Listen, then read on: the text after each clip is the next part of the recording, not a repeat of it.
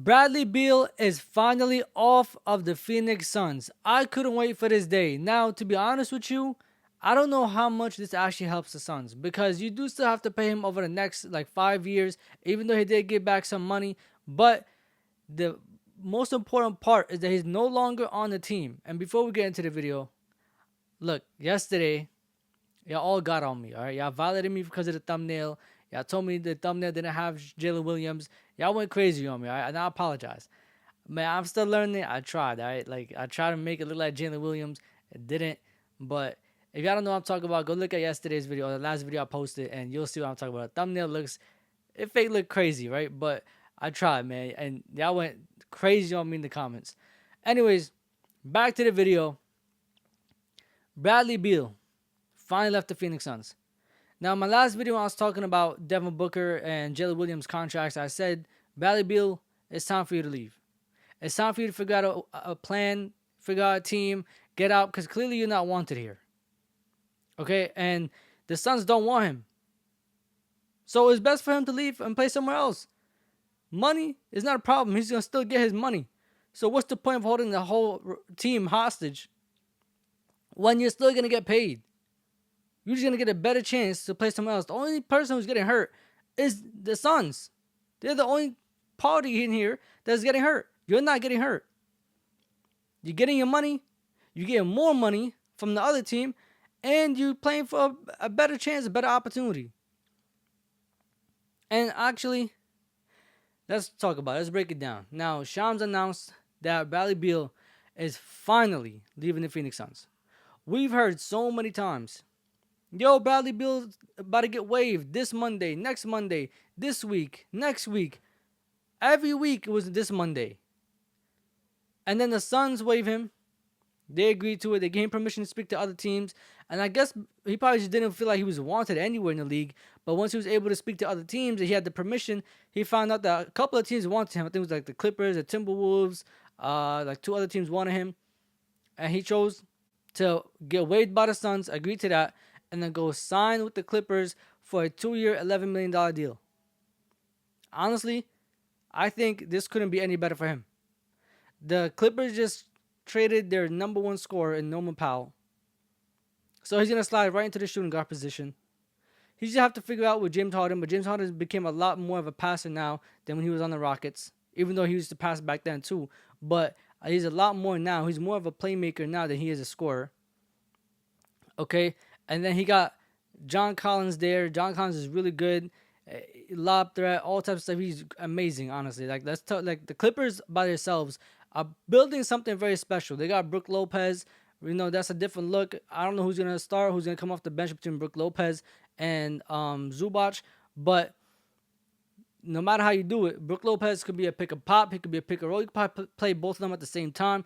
And then Zubac, you know, he's had a 30-30 game. Like, this man is developing and getting better every single year. You know, you have Kawhi right there. And hopefully this year is going to be healthy. He went to this offseason healthy. He got a chance to play in the playoffs this year. So hopefully this season is healthy. And Ty Lue, honestly, is probably the best coach for Bradley Beal. He knows how to manage players like him and James Harden and Kawhi. He knows the best strategies for load management. He knows how to use his pieces very well. Even without his star players and Kawhi Leonard and James Harden, he knew how to get the team to push their way to 6th place, 5th place. Like, this is the best possible team that Bradley Beal could have went to. And then knowing that you signed a 2-year, $11 million contract, that's like, what, $5.5 million a year? Nobody cares, man. You could go out there, average 15 points, and that's a steal. All Clippers fans are going to look at it like it's a steal. The only reason why he got so much hate on the Suns is because he was getting so much money, always injured, and then not even putting up the numbers that we expected him to put up. And then you add the fact that him, Book, and KD couldn't play together. So, you know, it was very hurtful for the team. But him on the Clippers, amazing. Now for the Suns, yes, I do understand that it gets them under the second apron. I do understand that it gives them a lot of space to make some trades later on. I do understand that it's good for them that he gave back $13.5 million, I think it was, or $13.9 million. proving it is what it is. 13 point something million dollars, which means they only have to pay him $97 million over the next 5 years instead of 110. 110 would have been $22 million a year. 97, I think it's about what, $18 million a year, something like that.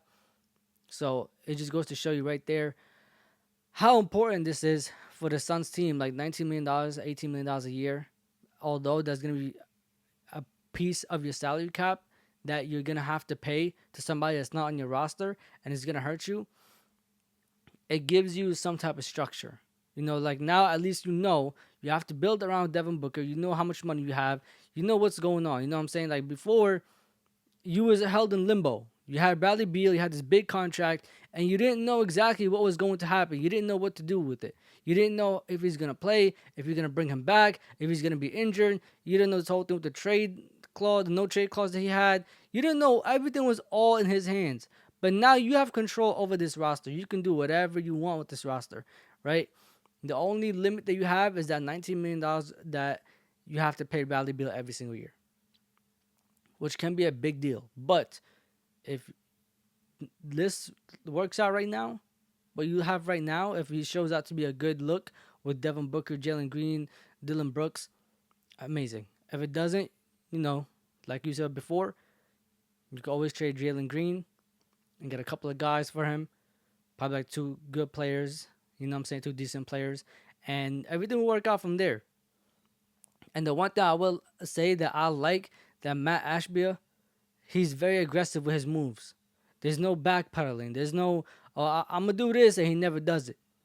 When the season ended, he said, I'm going to change this roster up. I'm going to change the whole culture. I'm going to restart everything all over. We're going to have a whole new rebuild around Devin Booker, but we're going to have an aggressive rebuild around Devin Booker. And that's exactly what he did. KD left. He got Dylan Brooks and Jalen Green, whatever.